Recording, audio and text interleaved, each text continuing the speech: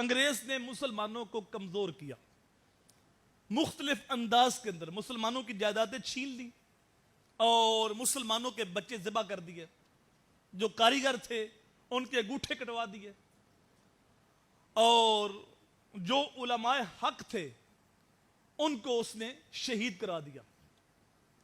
अंग्रेज के खिलाफ सबसे पहले फतवा अल्लामा फजल खैराबादी ने दिया। ये 1857 की जंग आज़ादी आप पढ़ें तो जब अंग्रेज के खिलाफ फतवा दिया गया तो उस वक्त मुसलमानों का जीना मुश्किल कर दिया गया। उलमा को काले पानियों की सजा दी गई, जजीरा अंडमान में भेजा गया और उलमा को फांसी घाट पे लटकाया गया।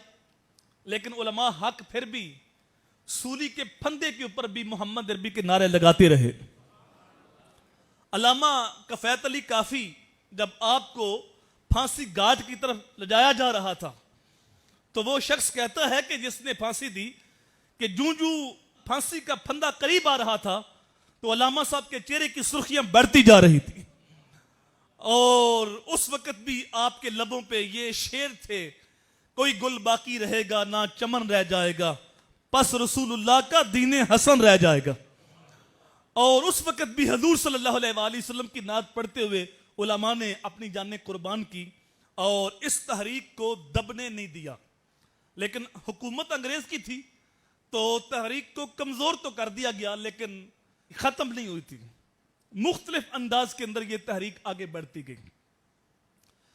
फिर अल्लामा इकबाल अलैहिर्रहमा को अल्लाह ताला ने जो बसीरत दी, पहले अल्लामा इकबाल अलैहिर्रहमा दो कौमी नजरिए के कायल नहीं थे बल्कि वो हिंदुस्तान की बात ही करते थे। आज भी जो इंडिया के अंदर कौमी तराना पढ़ा जाता है वो इकबाल का लिखा हुआ है। उसके अंदर अल्लामा कहते हैं कि सारे जहां से अच्छा हिंदुस्तान हमारा, हम बुलबुल हैं इसकी यह है गुलिस्तान हमारा।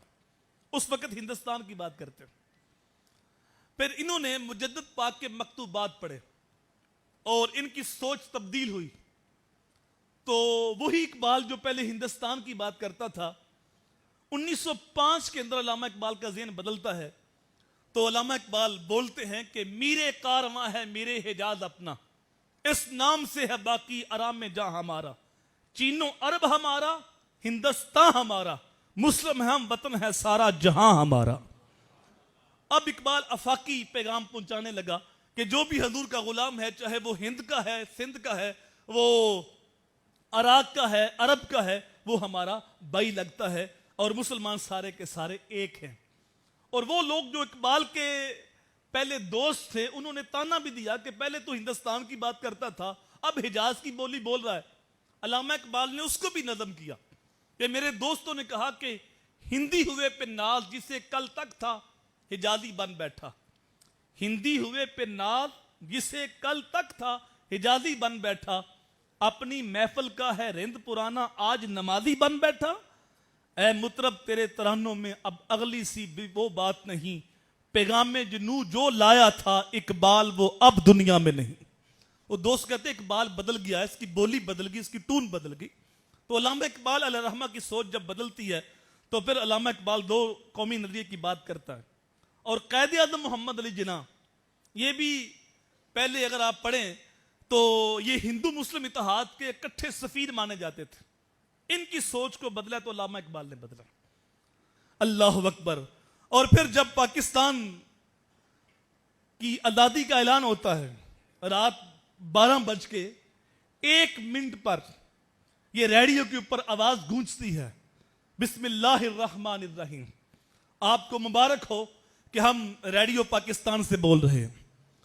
उस वक्त 1.25 करोड़ लोग या घरों से निकल चुके थे या निकलने के लिए बिल्कुल तैयार थे।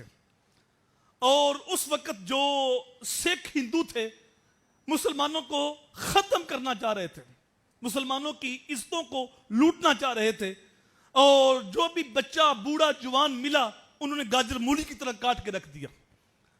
हिंदुस्तान से ट्रेन चलती थी पाकिस्तान पहुंचने के लिए, लेकिन जब पाकिस्तान आती थी तो वो ट्रेन खून से भरी होती थी और लाशों के टुकड़े उसके अंदर होते थे। जितने भी रास्ते थे पाकिस्तान से हिंदुस्तान जो पाकिस्तान की तरफ आते थे हिंदुस्तान से, वो सारे रास्ते सड़कों के ऊपर लाशें बिखरी हुई थी, और जितने भी कुएं रास्ते के अंदर आते थे वो सारे के सारे कुएं लाशों से पुर थे। हमारी हजारों बहनों बच्चियों ने अपनी इज्जतें बचाने के लिए कुएं के अंदर छलांगे लगाई। हजारों माओं बहनों ने यह मंजर देखा कि उनकी आंखों के सामने उनके लाल को काट के रख दिया गया।